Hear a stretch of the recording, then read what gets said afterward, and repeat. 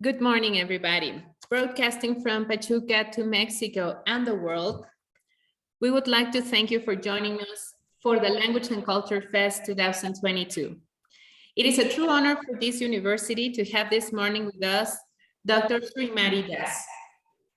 Dr. Das? Dr. Das? Yes, Namaskar. Namaskar. It's a pleasure and honor to be here today.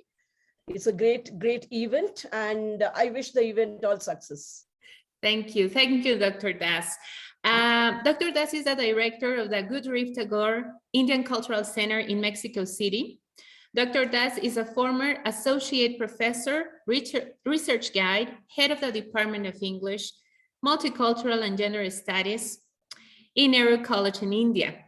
She has published 51 books on Indian literature, English literature, African American literature, gender studies, multicultural Indian diaspora, and has published books on English language and literature for competitive exams in India. She has taught for more than 30 years in a master's degree and the postgraduate center at Research Scholar at Karnataka University, India.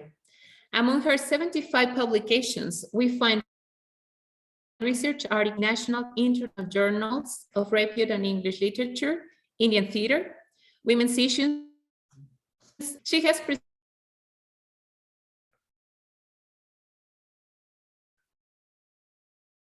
presented on women's images, issues in India, and English literature. She has coordinated 14 international conferences, like the International Conference for English Teachers in University of Tokyo, Violence Against Women, New Millennium Perspectives in Kentucky University since globalizing literature. For that will turn Dr. Thank you for being with us.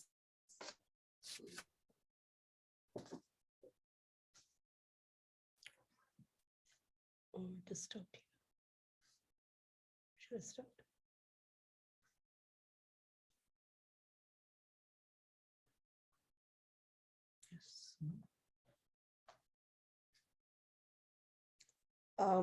Would you like me to tell something now? Before you play the video? Yes, Dr. Das, if you could share with us certain details about what we are about to watch. We have some students already online, and they would be delightful to hear some words from you before watching the video. Yes, thank you so much. Thank you so much, and muchísimas gracias for having me here. It has been a great journey for, in fact, it is a big journey for me to record the video for the students of international languages at UAEH. And I'm sure, I hope the students like the video, what we have done it. And if there is any question and answer later that, it will be a pleasure for me to answer to them. And before you put on the video, I would like to talk about a few points of Indian culture, which I must have left out in the video. You know, as a teacher, we want to tell everything. And when we don't tell everything, after the class is over, we feel, oh, I just forgot something. So what I forgot in the video, just give me a minute so that I'll just sum up, and then you can play the video from my side. Yeah. Okay. Yes. So we do respect to the Ambassador of India and to the rector and all the esteemed distinguished professors of UAEH. And I'm so happy to be in your company today because I am an academician and I love to address the students and the teachers because this is my home at UAEH. And the other diplomatic post what I hold is second to my nature, not the first to my nature. Now, one thing which very important thing which I missed out in my video was that Indian culture can be put into bracket in 3 A's. A, you know, 3 A's. One we say is that acceptance, because of the invaders who have come to India, and that I've spoken about it in the video. Acceptance, amalgamation, and acclimatization. So we know how to accept others' culture And we know how to, after accepting, we know how to amalgamate. We know how to bring the two cultures together, the best of all cultures. And finally, Indians know how to acclimatize. Is we are very comfortable by bringing this mixture of the cultures from the other part of the world. So that is what we define as Indian culture with 3 A's: amalgamation, acceptance, and acclimatization. And the rest of the video speaks about the cohesive nature of the Indian culture, which is multidimensional, multi-hued, and it is also very much multiferous, as you say, because when so many cultures are involved in Indian culture, it has to be so multidimensional. Now, we will have, I hope my presentation will be liked by the students and the teachers and your people who have logged in. And it will be my honor to have some question and answers at the end, but I leave it to you how you want to take it ahead. But it's a lengthy video. I have tried to put everything into that video, and also you have got the reference to if you want to have much more knowledge, much more information on Indian culture, we have we can share all the links with you, so that it is just a starting point, a kind of a springboard, my talk today. We can take it ahead later on. Yeah, with these few words, I won't take up much of your time. And thank you once again for inviting me. And this is a great opportunity for me to be addressing UAEH International Language Forum. Namaskar. Thank you. And just please keep in mind that we are live on Facebook. Let's get started with the video. Thank you, Dr. Das. Thank you. Namaskar. Welcome to this presentation of the tradition and culture in India. And it is a great honor for me to be a part of this event. And it's greater honor for me to be addressing the students and the alumnus and maestros of UAEH. I shall name my presentation as India Una Experiencia, that is India Ek Ehsas. Ek Ehsas is experiencia in Hindi. Just to give you an introduction of the country, India, or we say in Hindi, Bharat, it's a peninsular region referred to as the subcontinent between the Himalayas and the Bay of Bengal. The history of India dates back to the Indus Valley civilization, nearly 3rd millennium BC, and it came under the British supremacy for nearly 300 years. And then later, the nationalist movement started in India under the very able and epoch-changing leadership of Mahatma Gandhi ji. And later, India became a republic within the Commonwealth in 1950. It is a multi-religious, multilingual, multi-ethnic country. When I say multi-religious, multi-ethnic, multilingual, we will see in our PPT how these factors have been reflected in India's culture and tradition. And as I said in the beginning, the Hindi name is Bharat, and a country which is in South Asia. Let me start with my presentation. Well, let me introduce myself. I am Dr. Srimati Das, First Secretary and Director of Gurudev Tagore Indian Cultural Center, Embassy of India at Mexico City. This center is named after Gurudev Tagore, Gurudev Rabindranath Tagore, a doyen and one of the sons of the soil of India. He was the first non-European recipient of the Nobel Prize in Literature. Much venerated, much respected all over the world. Continuing with my presentation, which I title as India una experiencia and India ek ehsas. We have these all tables for you where we talk about, I will start with Namaskar, and that is what we call as salutation, religions and spirituality, languages and literature, food, marriage, festivals, epics, sculpture and architecture, painting, agriculture, clothing, music, and dance. These are just some examples because we cannot constrict the concept of India within these closed parameters. But due to the paucity of time, I shall be restricting myself to all these different aspects of Indian tradition and culture. Let me start with the first one, which we call as Namaskar, or we say Namaste. And this means when I bring my two hands together, I say, I bow to you, I bend before you. We are greeting each other. And it also means, may our minds meet. And for that, this word namaste comes from the Sanskrit word namaha, nama, the two words which we have here, two parts of the word. Nama means not mine.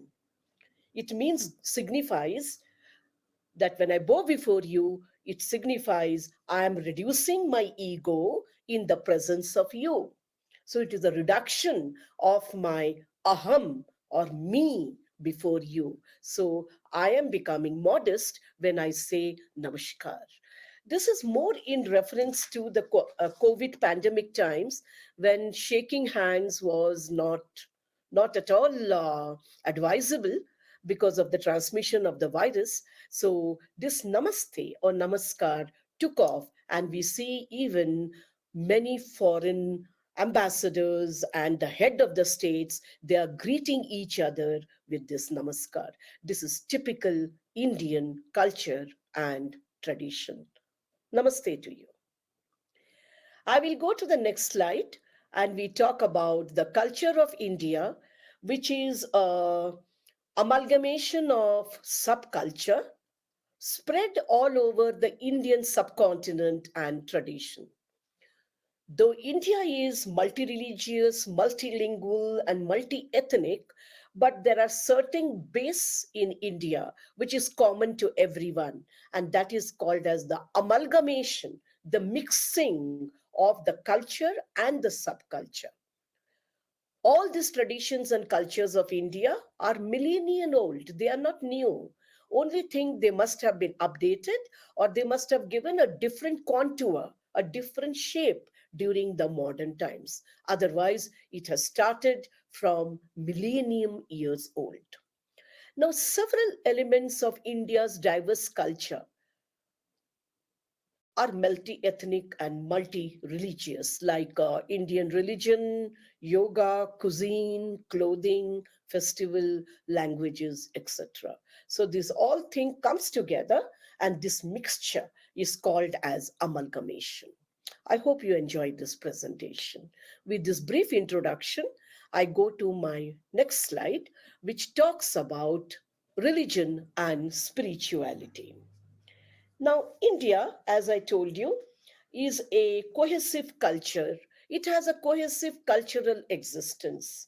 And we can track back our civilization to the Indus Valley civilization, which is nearly 4,500 years old. But well, this is debatable. Many people say 7,000, many people say 6,000. But again, we take the cutoff mark as the Indus Valley civilization, which is 4,500 years old.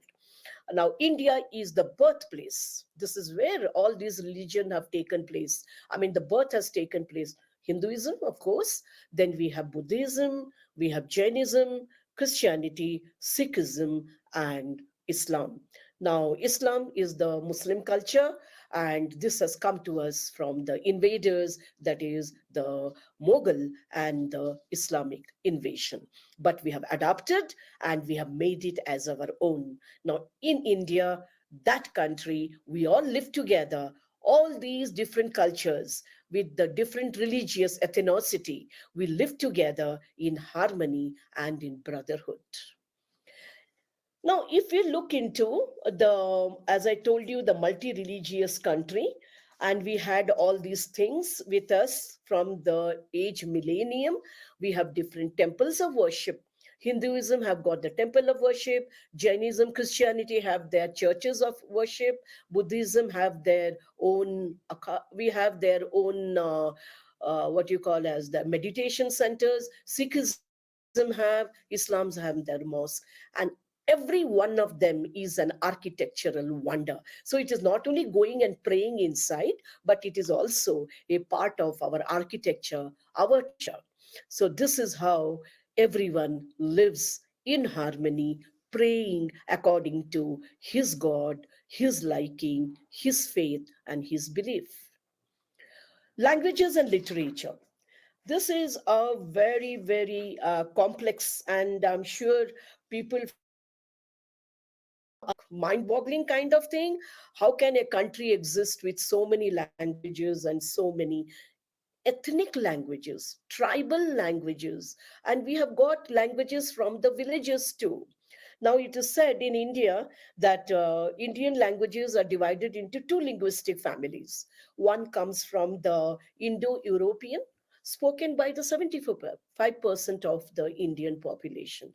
The rest is the Dravidian, particularly from the southern side, where we have the 25% of the population.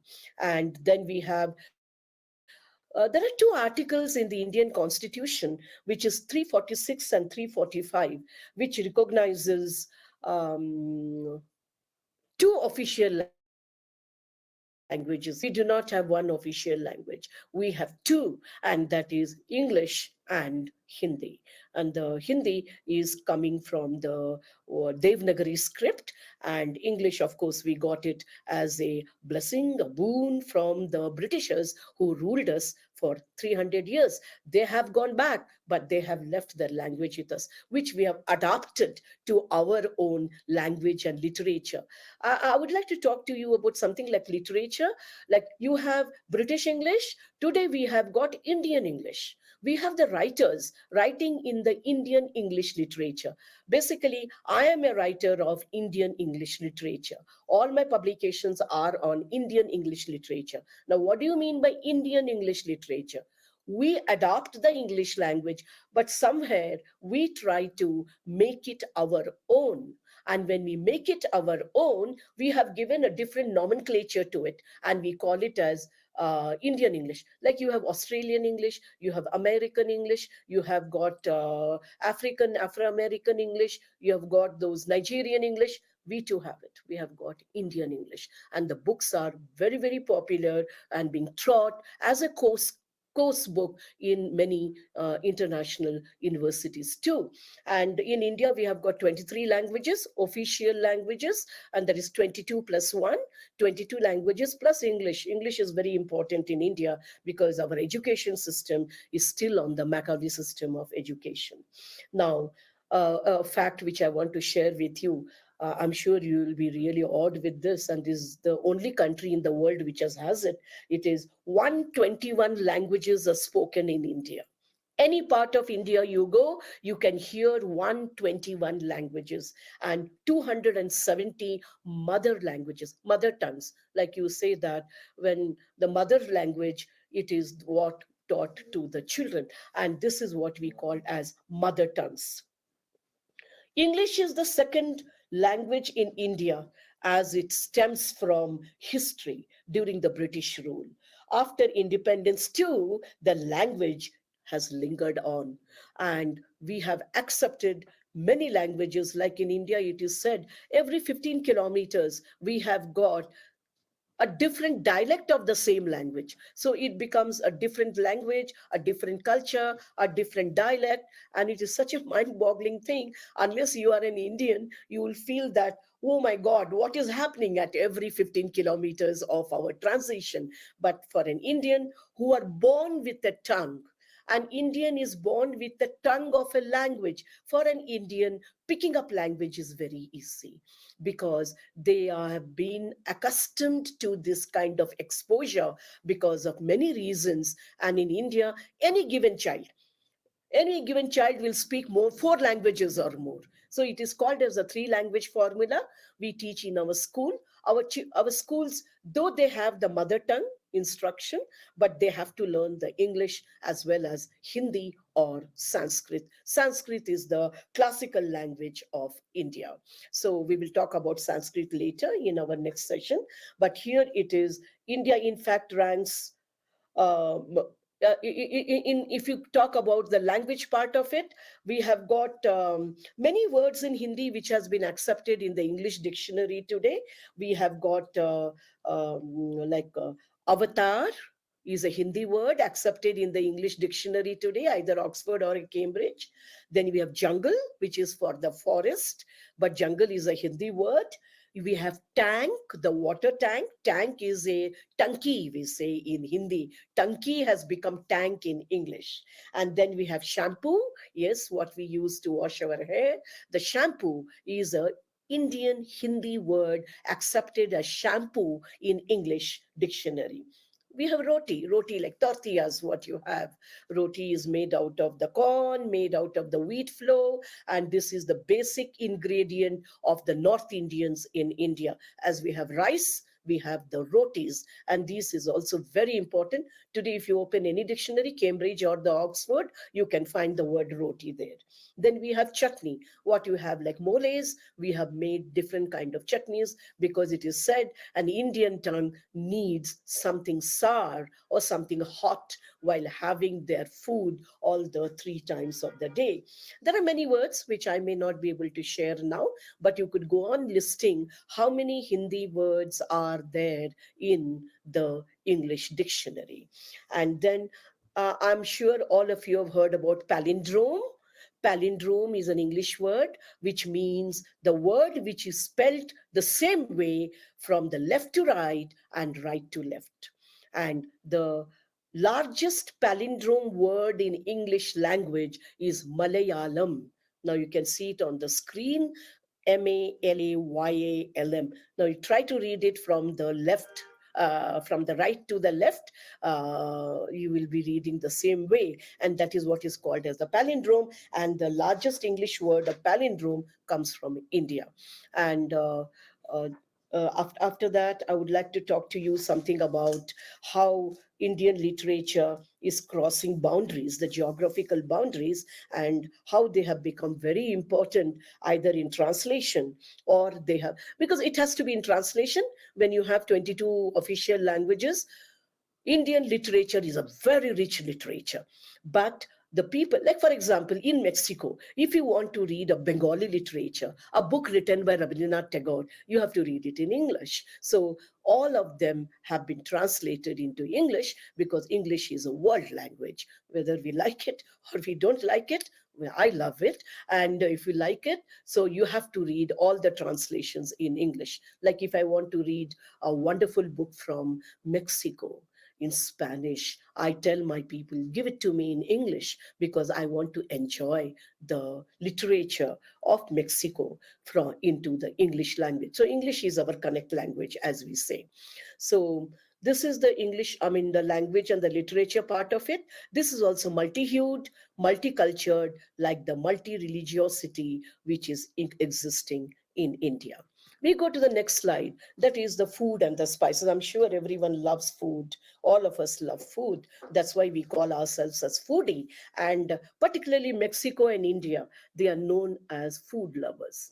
And India, as always, different regions have got different food. Now it is known for love of food and spices. Now spices which are used in Indian cooking every day is fresh. We do not store our spices. I mean, most of them. Nowadays, the working women, they have to store their spices because of the paucity of time. But generally, good cooking in India is hot, spicy, and the spices are grounded on the spot, and then it is used for cooking.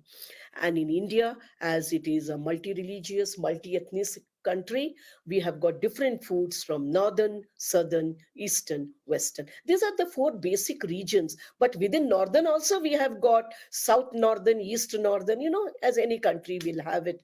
And these are all different kind of cuisines we have. And because of these different kind of cuisines, which are very popular all over the world, Indian restaurants do a lot of business. And because India is the world's second largest producer of food after India, it has to be, because it has to cater to its 1.30 billion population. Not only that, India not only produces, India also shares. India has got sharing of food. It is our culture. We share our food. We share our ideas. We share our tradition. We share our culture. Even food is shared by the Indians, but with the neighbors, with the guests. And there is a saying in India where we say, Atiti Devo Bhava. Atiti is guest, Devo is God, Bhava is we consider. So for us, any guest coming to the house, the first thing is Namaste. Then we tell them to sit down. We offer them a glass of water. Water is never asked in India. Do you want a glass of water? You always give the water first. Then you ask, would you like to have coffee and tea? But water is the basic in India we offer. And after that, we offer food. Whatever may be the kind of food. You may be having only one tortilla with you, but we share the tortilla and wheat. That is why India is known for sharing the food, whether the raw material or the cooked one, with our people who really want to have our kind of hospitality. So, food and spices. And here I would like to talk about two things. One is um, tomatoes form the base of our curries, or you say curries, curries.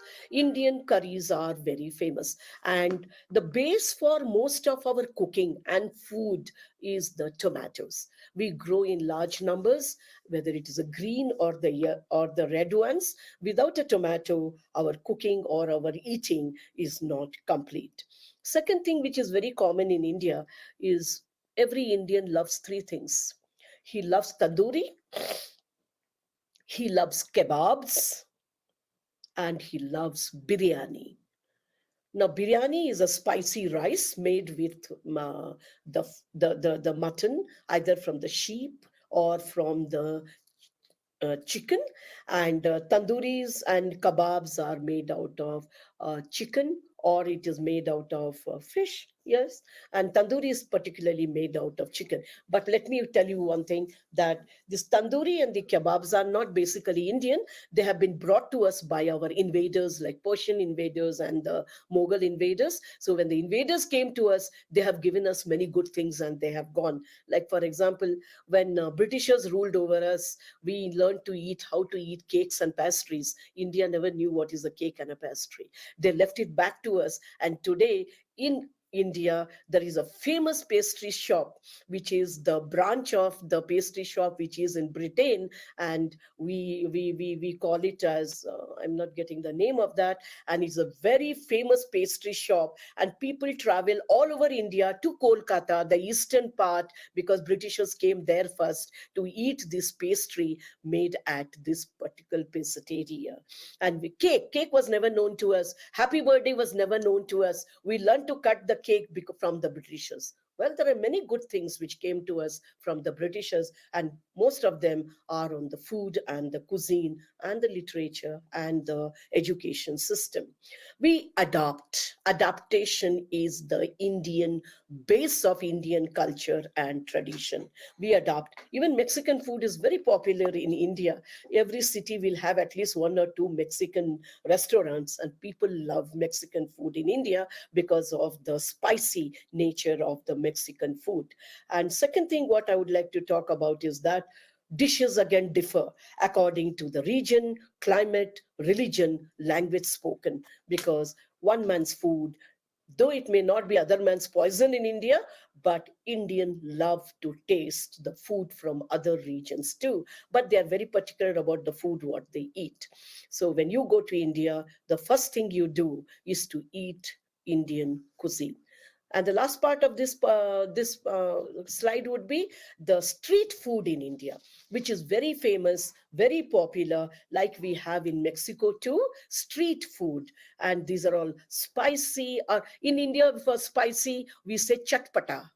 Chatpata. Chatpata means spicy. And this kind of food are very popular, particularly all age group.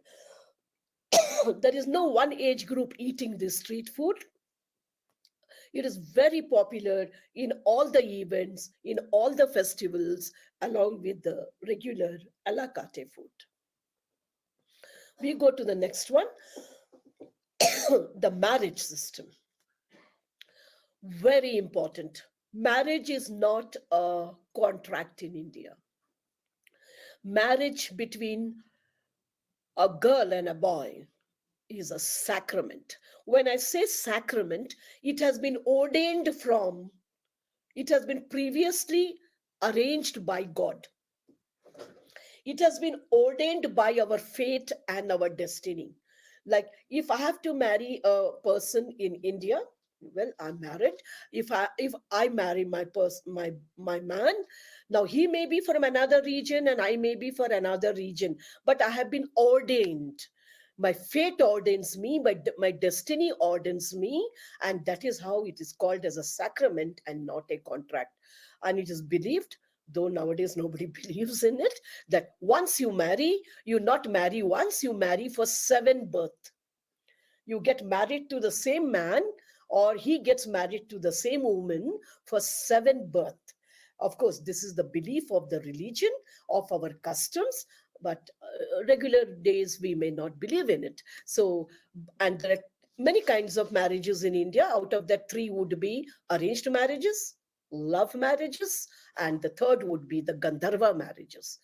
Arranged marriage, even in 2022, is very popular in India and much, much respected, because they think that when there is an arranged marriage, it is the two families who meet together.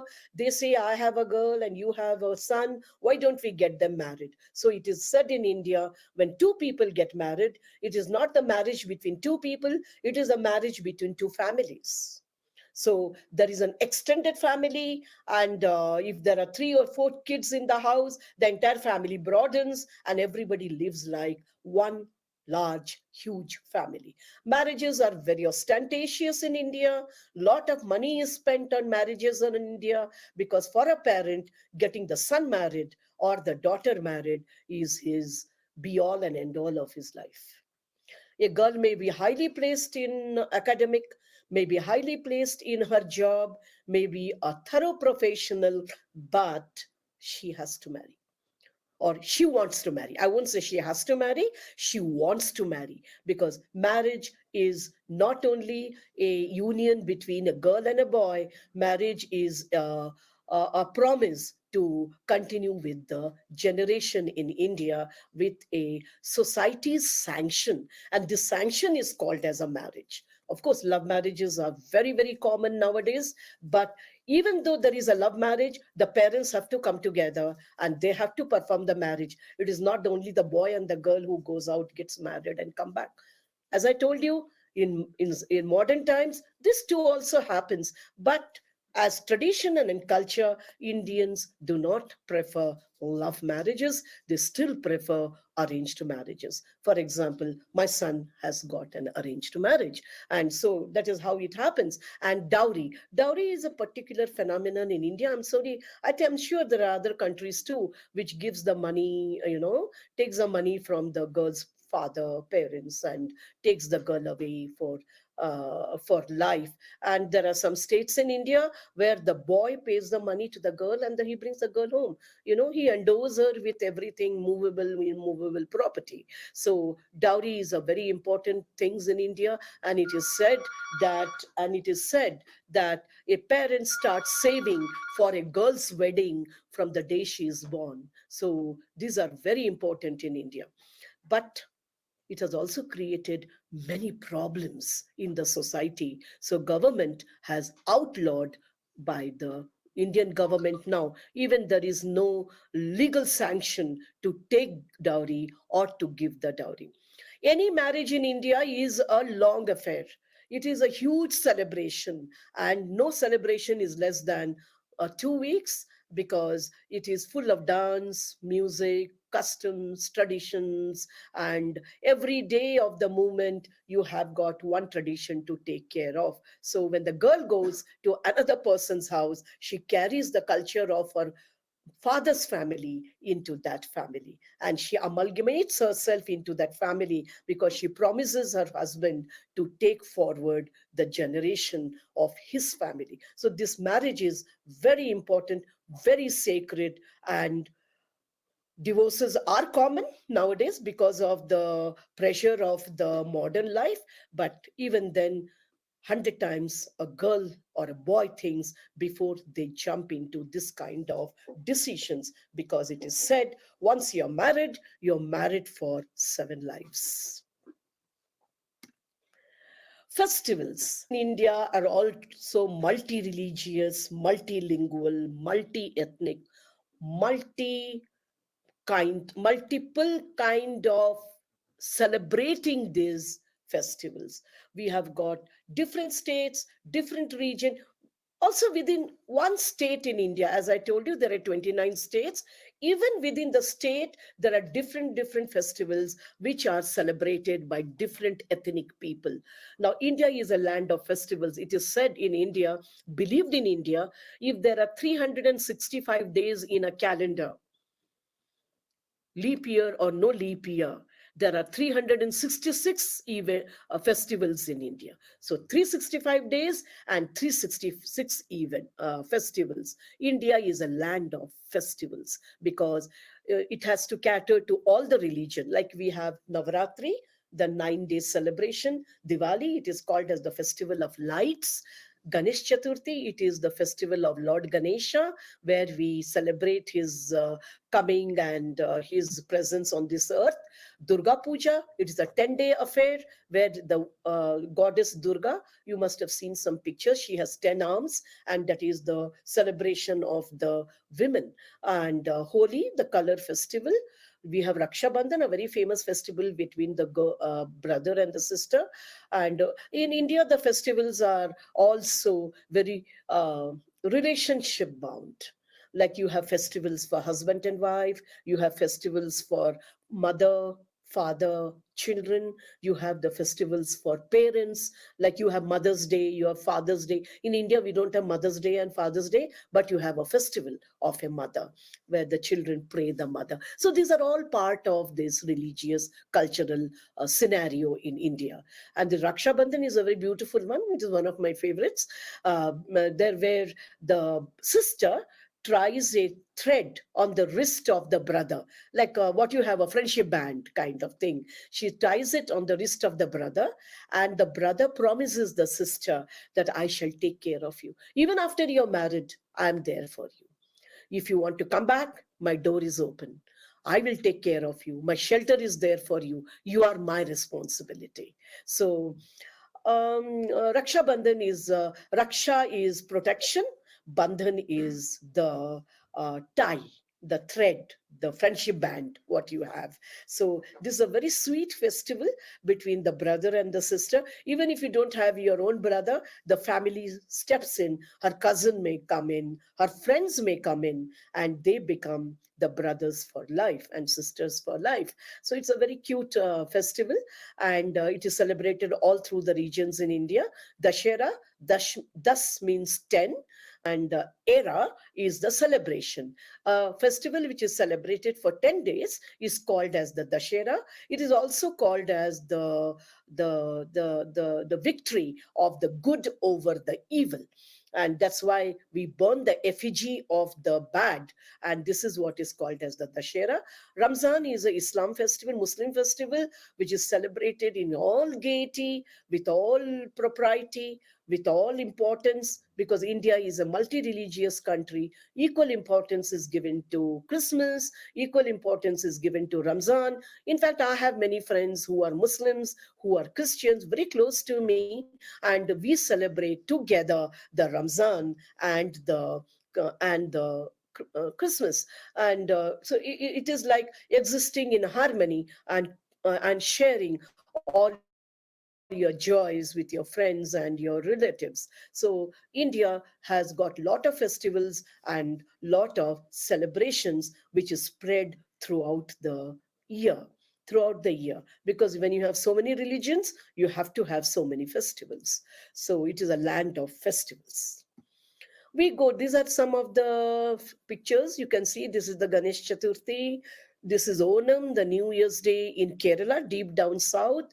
This is in Bhubaneswar. These are the chariots which are drawn by the people. It is in the East India, Central East India. Then we have Bihu, which is of Eastern India, celebrating the festival of harvesting, which you have in Mexico too. This is the color festival. These are the mosque. You have Ramzan. So you have got different. This particular figure is burning, as I told you, Dashera. We burn the effigy of the evil, and it is totally burnt away so that the goodness takes over the country, the people, the family. So these are all celebrated all through the year across the country, and everyone celebrates whether it belongs to me or it doesn't belong to me. Then we have epics. This section is my favorite, and because we say epics in India is not a book written in a much longer form. Epics in India is itihasa. Itihasa means history. The two epics in India, which all of you must have heard about it, the Ramayana and the Mahabharata. Though we know it as an epic, but there's nothing mythological in it. These characters in Ramayana and Mahabharata, they are not mythological characters. They have not come from top to down. They are here, they are born here, and they show us how we can become very important like them, how we can become very really righteous like them, how we can become very good like them. So it is to tell the common people, even common people can become Ram. Even common people can become the characters of Dasharatha in Mahabharata. Everybody can become a like God, like goddess. Of course, you can't become like God, and we are not God and goddesses, but we can become like them if we follow the footsteps which have been put to us by Ramayana's Rama and Mahabharata's so many characters. So we call them as itihasa. Something to talk about Mahabharata to you. It is the longest epic in the world. Till today, no other epic can overtake Mahabharata. It is said in Mahabharata, there are 200,000 verses, not lines, 200,000 verses. Each verse can be of 4 lines or 5 lines. There are 1.8 million words. One Mahabharata from India is equal to two other very important epics of the world, Iliad and Odyssey. Put Iliad and Odyssey together, it is Mahabharata is 10 times more than Iliad and Odyssey. And it is called as Mahabharata. Maha is great, Bharata is the country. The story of the country is called as Mahabharata. It is also called as Mahakavya. Maha is great, Kavya is poetry. So there are certain words which are words used for Mahabharata, Mahakavya.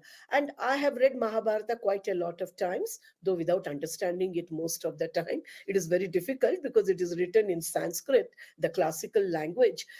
Mahatma Gandhi has put Mahabharata, not the entire, the part of Mahabharata where we call it as Bhagavad Gita, the Bhagavad Gita. He calls it as spiritual dictionary of man.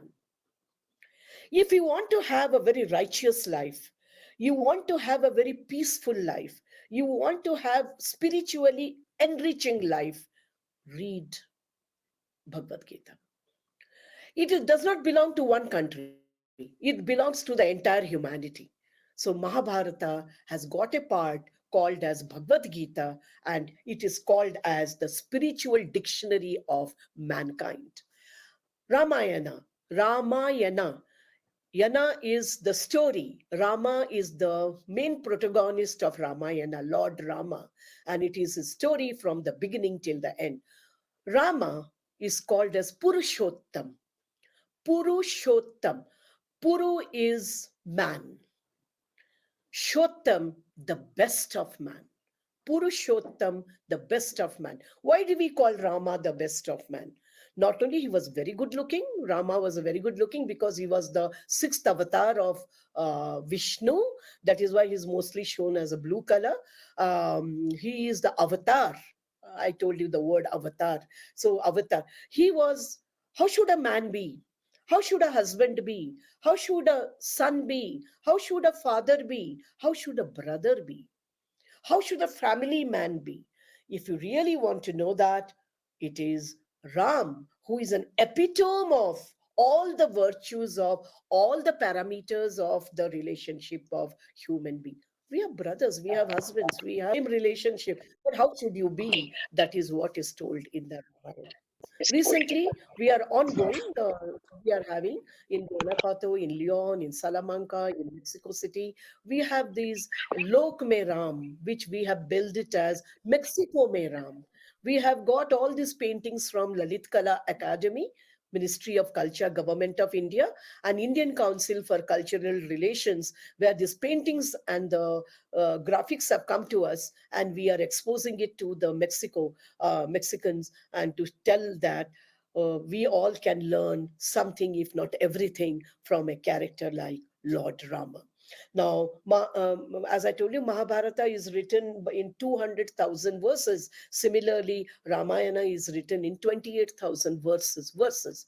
And it is also supposed to be one of the lengthiest epics of the world. And there is the third part of it, that is Bhagavad Gita, as I told you just now, and that is the Mahabharata. So these are the two epics from India. You could read them. It is there in our library. This cultural center has all these with us. Whenever you want, you can get in touch with us and we can share all these material with you. And this all depends on your interest after my presentation is over. Not only on the epics, we have got on all the culture and the traditions of India. This library is open for you. Please do make use of it. Sculpture and architecture. And architecture in India is supposed to be one of the most important, which again dates back to the Indus Valley civilization, where we have the stone and the bronze figures. If you come to India, the second thing what you have to see is the architecture spread over all over India. Different regions in India are called by different architectures. There are 5 basic architecture styles in India. One is the Hindu architecture, which you can find in the temples of India, particularly in South India. Then you have the Indo-Islamic architecture. Indo-Islamic architecture and Mughal architecture, the third one, is because of the invaders who came here. After they came here, they have left their blueprint with us. We have accepted, we adopt, we love other people who come to our country. They may invade us, but they are our friends. We welcome them with open hands. And when they went back, they left their artisans with us. And this is how we have Taj Mahal with us today. The Taj Mahal, which is called as magic in marble, and it is called magic in marble in the moonlight, and which Shah Jahan had built for his beloved wife to treasure her memory after her death. It's a mausoleum. It is not a temple. You should come here. And the third thing what you have to do in India after coming here is go and see the Taj Mahal, because it is seen to be believed. It is not made on this earth. It is made in heaven, thrown on this earth. That is what the historians say. It is a beautiful Agra. It is about 200 kilometers from Delhi, the capital city of India. Do visit Agra. It is a beautiful city to be visited only for Taj Mahal. Then we have got the Rajput architecture. Then we have got Indo-Saracenic architecture. Indo-Saracenic is a very modern one, where we have the houses built in the Baroque styles. And this is a combination of many influences like Spanish, the Spanish influence, though Spanish never invaded us, but Portuguese have invaded us. Maybe they brought it to us, the Baroque style. We have French influence in the deep down south of India called as Pondicherry, Puducherry, the new name, where all the buildings are French style. So India is a land of all architecture. You want to see architecture on one land? Come to India, because you have everything there. There is something for everybody. So if you want to say food, you want to see architecture, do come to India. One of the special things of Indian architecture, we call it as cave architecture. The cave architecture, we have the world's largest monolithic cave. Monolithic cave is, the cave is carved out of a single stone. When you go inside the cave, you see a lot of frescoes, you see a lot of figurines, you see a lot of statues, the sculpture, and all these things have come inside the cave, and they have been brought by the invaders, influence of the invaders. And here I would like to mention, out of UNESCO's list of 830 World Heritage Sites, 26 of these are on Indian soil. So when you come to India, make a list of those 26 buildings which are there on the UNESCO Heritage Sites list. You come, you see it, and when you see those 26, you have seen the entire world. That is what they say in India, that visit India once, you have the experience of a lifetime. That is why I call my session as India Una Experiency. You have to experience India. You cannot understand India by my talk. You cannot understand India by reading the books. You have to experience India. Please go to India, or please come with me to India, and you will see what India has to offer for you. So temple architecture, cave architecture, there are very beautiful caves in India called as the Ajanta, Ellora, Badami. Then we have got the other kind of, because all this depends upon the geographical conditions again. Again, it goes on the regional variation. It also goes on the racial variation. Even architecture is racial based. So when you visit India, you will have a great variety of show before your eyes. Then we go to the next one. These are few of the pictures which we picked up for you. Buddha, then we have got Hampi here, that's very close to my town. That is the Chalukyas. There are many, even inside kingdoms, who have given their influence of the architecture in India. It is not only the invaders. We have Gupta, we have got Vijayanagar, we have got Chalukyas. There are many, many influence in India. When the country is so old, like Mexico, influences are also old. And we keep it, we treasure it, we adapt to it. That is the beauty of, I feel, even Mexico has adapted to all these invaders. Paintings. Now, paintings, we have got the frescoes inside those Ajanta Ellora temples. As I was just telling you, these are called as the cave architecture. These are thousands of years old. The color has not faded. Some things must have been retouched, but most of these are made out of the dyes, out of the plants and the flowers and the seeds, the pollen grains, which comes out of these flower. It is said every region in India has a different pollen grains. The botanists, I don't know how they will look at it, but these pollen grains are used to create the dyes thousands of years back, and they were used to draw these figurines in India. Now, if an Indian woman want to be shown as a beautiful woman, they pick up this Apsara. Her name is Apsara, and she is there in the Ajanta cave. So if you want to say an Indian woman as beautiful as whom? As Apsara, not as a film star.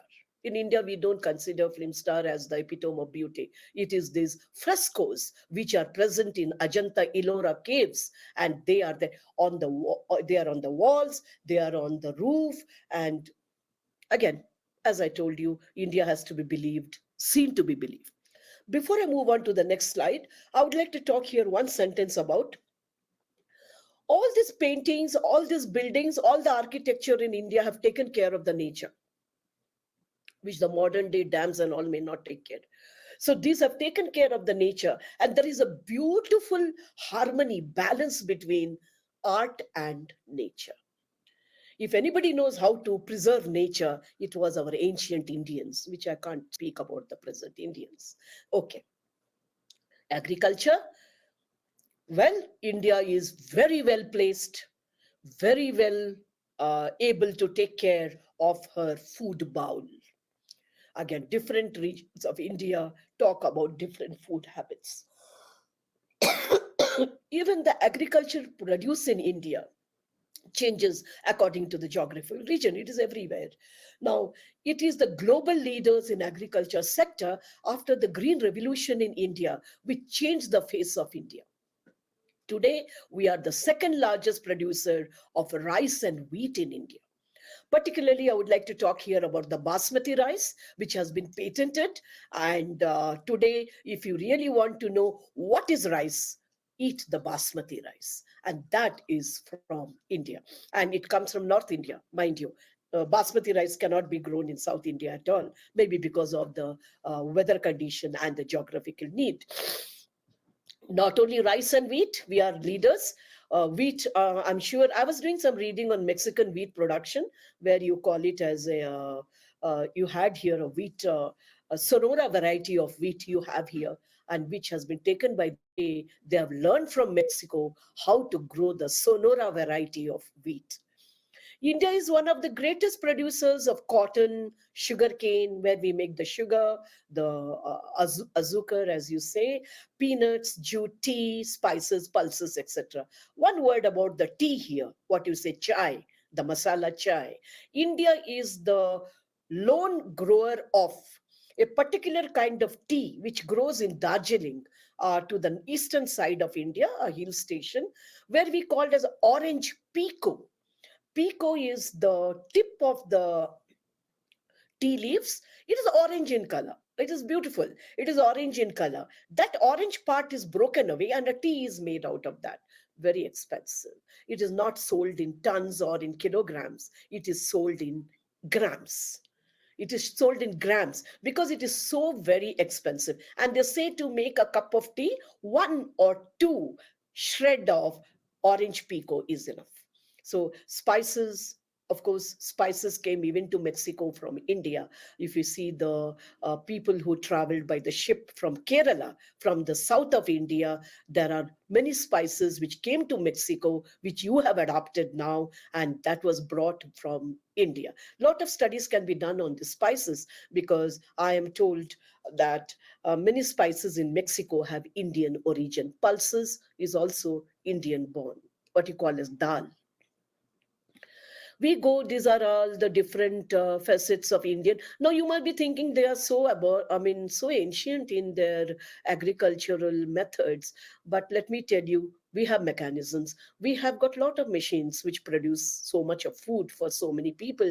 But many villagers, many farmers in the rural area in India, they prefer to till their lands, to harvest their crops with their own hands, because they feel that harvesting, tilling the land is they are taking from their mother earth what they need for themselves and their family. So this is the obeisance, this is the worship, what a farmer does to his land. And these are the cows, and cow is considered to be the mother in India. That's why it is a very revered, a very worshipped animal in India, because cow is the animal which works for our food, feeds our family, feeds our children, and this all comes from the cow and the earth. So India is the largest producer of rice and wheat in India. So this is how India has gained a combination of the traditional method of farming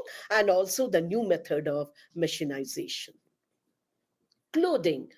Textile in India is very, very famous.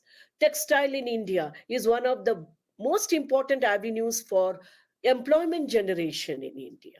As the weavers in India, the artisans in India, the embroiderers in India. So India, when you have 130 billion population, they need to be clothed too. But Indians not only clothe themselves, they also clothe themselves with all the material available, different kind of clothes available, different kind of styles available, existing from north, south, east, and west. Adaptation is again there. So, adaptation is not only of the invaders to India, adaptation is also within the country. So, we adapt. Like I wear something which is from North India, though I belong to East India, and the South Indians will adapt something belonging to the West India. So these are kind of what you call as a wonderful coexistence, not only of culture, not only of tradition, but also of food and textile. Indians love to dress up.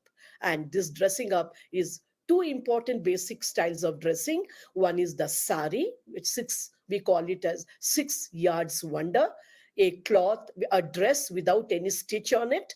And the sari is worn by Indian women, Indian woman, at least during her wedding and during the festival time. Every Indian woman will have saris in her wardrobe, however modern or updated or however busy she may be. She will have saris in her wardrobe belonging to different regions of India.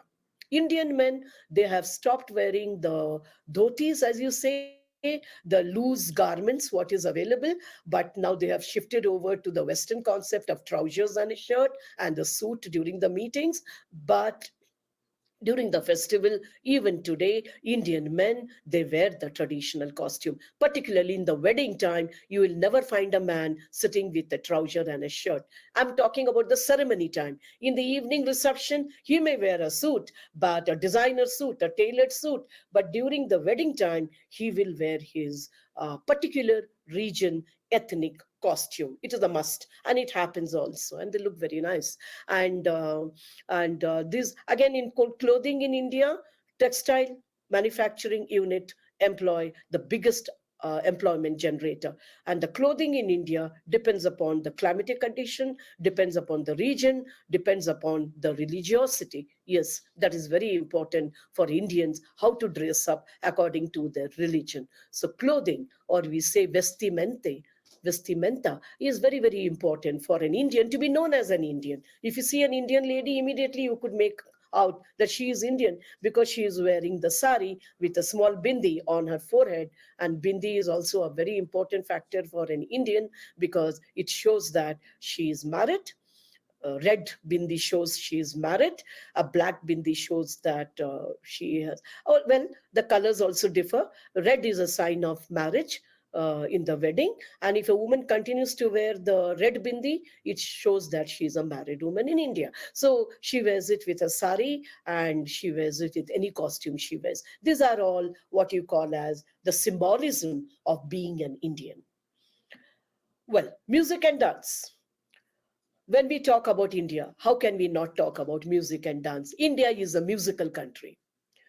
They have got music everywhere. They have music in the air, they have music in the festival, they have music in the religious ceremony. We have got, every ceremony has got the different style of singing. We have got bhajans, we have got so many things. We have got folk, we have got pop, we have got jazz, we have classical music. India is a land of music, land of water, land of food, land of textile. They're a land of many things. So in India, you have got, when you have different religion, when you have different ethnicity, you have different language, you should be having different musical instrument. There are so many different musical instruments in India that you will be really surprised that many Indians also do not know about it. There are 8 classical dance forms in India, which has been, there are many. Out of that, there are 8 which are very popular. And these are also distributed in the regions in India, like South, North, East, and West. And very popular ones, the Bharatnatyam, you have Kathak from North, you have Kuchipudi, you have got from Andhra Pradesh, then you have got Bharatnatyam from Tamil Nadu. So these are all the different forms of this Kathakali from deep down South, which tells the story of Mahabharata or a Ramayana through this dressing. And there are folk dances like this in Rajasthan. These are the dances of people in Punjab, and these are all, this is Odissi, and there are beautiful dance forms in India. And in our cultural center, we teach 4 classical dance form. We teach sitar, the stringed instrument. We teach tabla. And in fact, I was talking to my team in the center that we have the classes starting sometimes next month, and we can tie up with UAEH and with your university and give you some online classes in this, and we can really explore this. Like I can't promise you, but I can explore with your university. If you could take some classes on yoga, on dance, on music, we can offer some online classes to you. I know from Pachuca to come here is a big problem, so please make use of our offer, and we will talk to your higher ups, your rector, and we are esteemed professors, and we'll see what we can do for you. It will be a pleasure to share our Indian knowledge with you. We are always at your service. Well, I hate to conclude my talk. I love talking, and I hope you enjoyed my talk. And now, with this conclusion, I had so many things to talk, but your university has not given me enough time to talk. So, what I will do is that I will just wind up now and give you in summary what is India could be in a nutshell, in a capsule. Now, we call India is a country of unity in diversity. Diversity is a different kind of things, and we have unity in the sense we coexist. We have cohesiveness, different culture, religion, ethnicity, food, dress. Oh, this is a country where it is always something is happening in that country, either in one region or the other. It is such a diverse country, so difficult to believe that when once in 4 years or 5 years, when India goes for election, the election is stretched for a month because every region of India will be taken into consideration. It is the largest democracy in the world, and one government is elected. Can you believe 1.30 billion electing one government? It is such a unique system we have in our country, and we are proud of it. Now, Indian culture is known for its customs, religion, spiritual values. We are modern. We are very, very modern. We are postmodern, I would say. Being a teacher of literature, I would call myself as a postmodernist, but I stick to my culture and my tradition. That way, every culture, even Mexicans stick to their culture and their tradition. That is why maybe there is a beautiful bond forged between India and Mexico, because we both understand how old our country is, how important is our tradition, how important is our culture, and we value and we respect each other. This is the beauty of Indians and the Mexicans. And we are very proud to be here representing the Indian Cultural Center. And I'll be very proud to tell you that some of the facts of India, which you just take it with you, that India is the 7th largest country in the world, area-wise. It is the largest democracy in the world, after USA being the oldest democracy. And vibrant democracy. India is a vibrant democracy. There's no second thought of what we can have in our country. Yoga and chess originated in India. And the last one, which last but one, is the highest number of languages in this world is spoken in India. Every region in India has got different language to be spoken, different dialect, different script, different nuances, different way of talking, pronunciation is so different from one region to the other. And the last but not the least, which is my favorite, is that the most number of the beautiful animals called as tigers, they are from India. Tiger is an Indian animal. And when you go to India, do see a tiger, because Indian tigers look different from Mexican tigers. Though the Mexican tigers have come from India, they have changed their looks. Please go to India. First thing you see is that, see an Indian tiger. They look so different, full of culture and full of tradition. You must see that Indian tiger. Well, after such a brief presentation, I'm sure it is a long one, and I hope you enjoyed my presentation. And on behalf of Embassy of India and the Ambassador, Dr. Pankaj Sharma, it has been a great privilege for me to address you today as on Indian tradition and culture. So I say we are proud to be Indians. Though I'm proud to be an Indian, I would like to end my talk by saying, Viva India, Viva Mexico. Namaskar, hasta luego.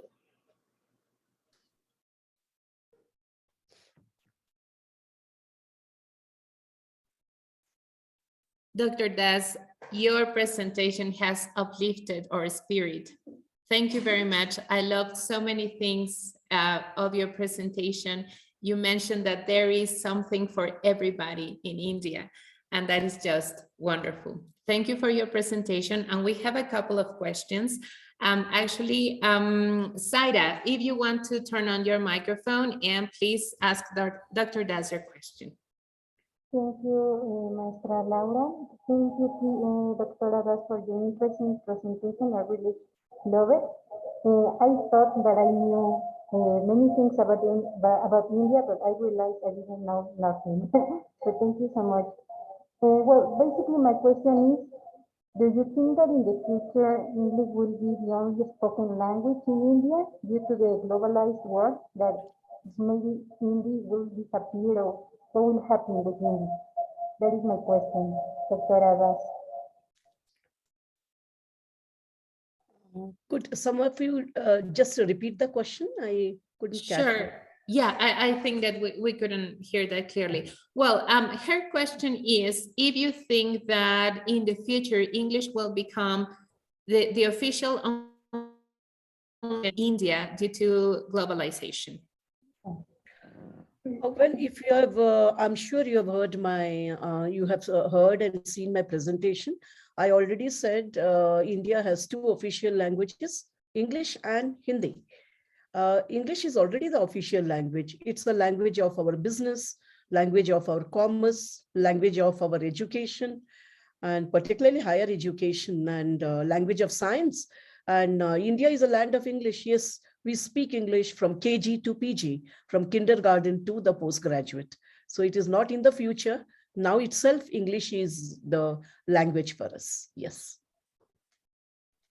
Thank you. You also made me think about, I was reading about world Englishes, and no more Tower of Babel. We all speak English. Absolutely. And it's wonderful. We are again together, right? Yes, absolutely. That's what I was mentioning about Indian English, because it is not a Tower of Babel anymore. So you have got different region of English and different region of the way you pronounce. So you need not feel very apologetic if you pronounce a word in English in the Mexican way or in the Indian way. Well, that is how I speak English. And that is why we call it as Indian English. So as long as grammatically you are correct, the way you pronounce the language, no, why should I listen to BBC? And, there's a beautiful short story I know about George Bernard Shaw. He says, I pronounce bus, B-U-S as B-U-S, bus, because I'm an Irish guy. Why should I pronounce like the London guy, B-U-S is bus? So that was a famous story of George Bernard Shaw. Yeah. Yeah, that's wonderful. And we have told our students, just erase this language vanity and thinks about this is the good Spanish. For example, we face these opinions about Mexican Spanish not being as good as Spanish from Spain. And we say, no, but that's our language. So the variety is wonderful. Variety is the spices of life. The language becomes richer when you bring in the other elements into it. Absolutely. You have to be proud of you being a Mexican, and I'm proud of being an Indian. I speak English as I want to speak it. Absolutely. Yeah. Wonderful. Miss Claudia, we have another question from. Sure. Thank you for your presentation, Dr. Das. It has been really interesting to hear all the things you have to share to the world related to spirituality. And it was a great introduction to all the considerations, culturally speaking, in case we visit India someday. So thank you for that. And my question to you is, since I can wait to be there in India and to experience all the wonderful things you have mentioned to us, particularly this variety of languages, this wide range of linguistic variations you have there, I would like to know if there's a recommendation you could provide us so that we can visit India in a cheap way. It seems to be something that we can't afford, but maybe there's a way for us to start saving and leave that. Claudia, you're most welcome. And I will tell you now what is the not cheapest way, free way of going to India. Cheapest is you have to spend some money, but I will share with you what opportunities we have at the Indian Cultural Center here. We have many scholarships. It is some of the scholarships are fully paid. Even your airfare is paid. One thing you should be knowing that India is nearly more than 15,000 kilometers from Mexico. It's a world apart, you know. We are on the two sides of the hemisphere. But Indian government, through Indian Cultural Center, ICC, and this is Gurudev Tagore Indian Cultural Center, we have round the year scholarships coming up for UG, for PG, for PhD, for Ayush, for yoga, for all possible discipline what you have. And I'm also very happy to share with you, Mexico has got a slot. So you can apply, and with UAEH, we are proposing to start a desk at the International Language Center.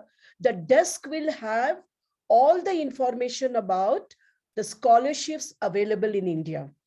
And you can get in touch with me, with my staff, with my center. We can, in fact, individually share with you so that you feel that you are in touch with us. Okay. So thank you. Yes, you can go to India for again, you know, I repeat, for undergraduate course, for post-graduation, and for your PhD too. You're most welcome. And most of the scholarships now, they are fully paid with airfare. So not cheap, you will reach free to India. Just you need to be in touch with your center, your language center, because they will be the nodal point to give you all the information. Thank you, Dr. Srinath. Did I answer your question? And I will also like to share with you, there are some universities in India who invite students from abroad, and we will do our best with UAEH Language Center, how we can offer the students, you know, exchange between the professors and the students between UAEH and Indian universities. Yeah, I'm here to do for it, because I'm the first person to do this, because I'm myself an academician. I love to do all these activities. Wow, that's great news. We were not expecting that, Dr. Das. Thank you. That makes us super happy. Thank you. We have two more last questions. One from Rach Amber. I'm so sorry, I can't read your name, but you want to turn on your microphone and ask Dr. Das your question. Rach Amber. Hi, good morning. Hi, good morning, Amber. Yeah, hello, I'm an artist and a musician, and I would love to learn about Indian music tradition. I've been learning about konakol and raga and learning to play tabla, but resources on the internet are pretty much limited. So I would love to know where can I fully learn music tradition from India. Okay,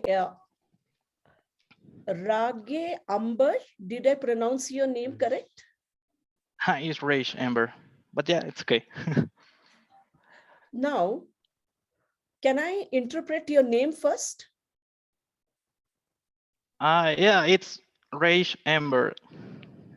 Okay, Rage Amber. Okay, let me say Amber is a typical Sanskrit word which means the sky. So I was so happy to see your name as Amber. Amber is a very common name in India. To say sky, or what you say in Spanish for sky, cielo, yes, cielo. Cielo. Yes.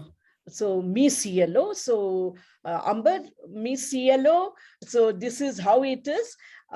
Yes. Now you spoke about konakol. Konakol is a very particular kind of musical instrument, which is there only in South India, particularly from the state where I come from. Karnataka. Konakol is from there. And you're very right. Your information could be very, very limited on the internet. And again, to take forward what Claudia asked the question, we have fellow scholarships, even to learn music dances in India as ICCR scholar. So you have to, you can be in touch with this center. I hope we can provide some information to you regarding how can you take ahead the Konakol studies in Karnataka, because Karnataka has got a very famous, world famous Karnataka Percussion University. There is a very famous university, Karnataka Percussion Instrument University, where they teach the Konakol. They don't teach in any other universities in India. So kindly get in touch with GTICC. I should be able to provide you more information on that after I get in touch with that university, because that university is in my hometown. So I know Konakol is taught there because one of my very close friend, who is from very well placed in the police department, he is a Konakol artist. So I can really put you in touch with that person. You'll be very happy to get in touch with that person. Yes. That will be awesome. Yes, Amber. Yeah, we hope you can take a fellowship there or a scholarship and you go to India from ICCR. They give you these ICCR scholarships, provided you satisfy all the requirements of ICCR. So if you can satisfy all the do's and don'ts, then I think so we can surely forward your candidature. Sure. Oh, I see. Thank you. That would be lovely. Welcome, Amber. Welcome. Thank you, Amber. And one last question by Ms. Alvarez. You can turn on your microphone. Thank you. Oh, hi, good morning. First of all, I would like to congratulate, because I think this talk, it has been very, very interesting. I mean, not only but for as a part of the university, but also in general for culture, because, well, that is related with my question. It has to be with Ms. Claudia questions too, because I didn't know exactly how many advantages it has to be talking about, as you mentioned, it's kind of multi-religious, many languages. I mean, it's so rich, it's a very rich country.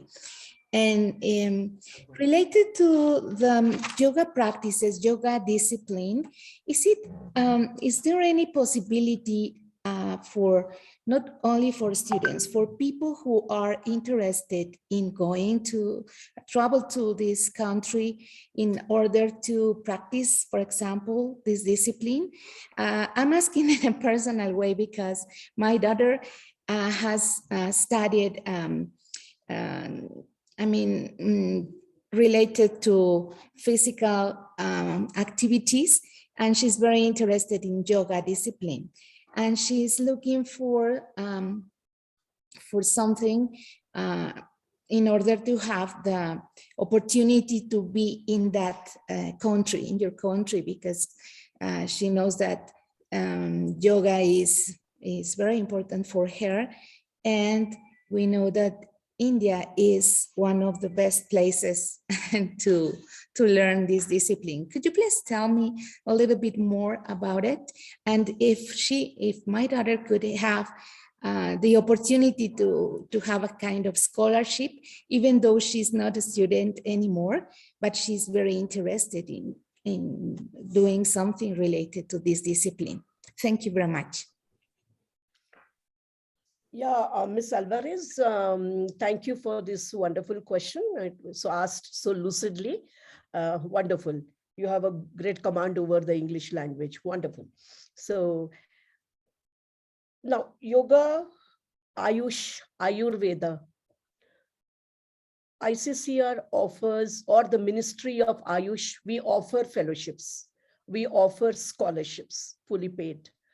And recently now, okay, I think so you asked me the question at the right time. May 30th is the last date of application. for, it was April 30th. They have extended by another 1 month for the last days of applying for Ayush and Yoga scholarships. Now, if your daughter has got the certificates to prove her credentials, just being interested in yoga may not get you the fellowship. I'm just sharing something with you that, there are so many people who are interested and they want to go and study. But more than that, if she has some certificates and credentials to support her, something, not that you have to be a master in that, maestra in that. If you have got something to support, kindly put in your application. There are available in A2A portal. You can send, I think so my staff has put the, did you put in the email ID of the ICC? Put it. Come here and do it. I can't do it. So I'm just sharing in the chat box where you can get in touch. All of you who would like to have this. Okay, Aaron is typing where you can get in touch with us. And we will give you the information. But Miss Alvarez, this is the right time for you to catch the early bird. And you can get in touch with this email ID and we can take it ahead from there. Provided you satisfy all the requirements of Ministry of Ayush, Government of India, and the ICCR scholarships. We are here. We are here to help you and support you. And you can get in touch with us. And I'm so happy. And on 6th May at 10 o'clock, you will have a yoga demonstration for meditation and concentration. You could ask your daughter and her friends to join in. We have a maestro. What? No. Yeah, send it now. Did you get it? The email ID? Yes, Claudia, yes, I get it. Amber, Thank you. all of you? Yes. So please get in touch with us. The person who is in charge of this fellowship is Gabriela Mora. You can take down her name and she'll be very happy to address all your questions. But when you send her a mail, kindly do mark the mail to director. Arun, just kindly do mark the copy to me so that I will know exactly what you have corresponded with her. I can keep a tab on your questions and the queries what you have regarding these fellowships. Okay, you can do that. And on 6th of May, 10 o'clock, do join. The session is very interesting because the maestro, he was a former teacher of GTICC, Mr. Chintapalli, and he will answer all your questions. And it is going to be a very interesting, very informative, and I will tell the maestro to give even information about what are the other fellowships available in yoga in India. You can get in touch with us. It will be a pleasure to serve you. We are here at your service always. Oh, thank you very much. Thanks a lot for all your information. And it was a great talk. Thank you. Yeah, what happened? Okay. No, it's okay. She's back.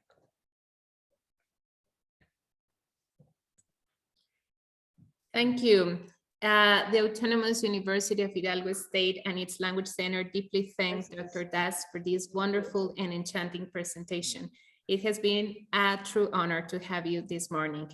And well, as a recognition, we are going to send you this certificate of acknowledgement for thanking you for these wonderful pieces of information and wonderful news that we received today. Thank you very much, Dr. Das, and thank you everyone who joined the session this morning. Have a great day. Thank you so much. Thank you. It has been my honor addressing you, all of you. And if there's anything, we are always at your service. Please do contact us. Sure, we will. Thank you. Have a great day. You too.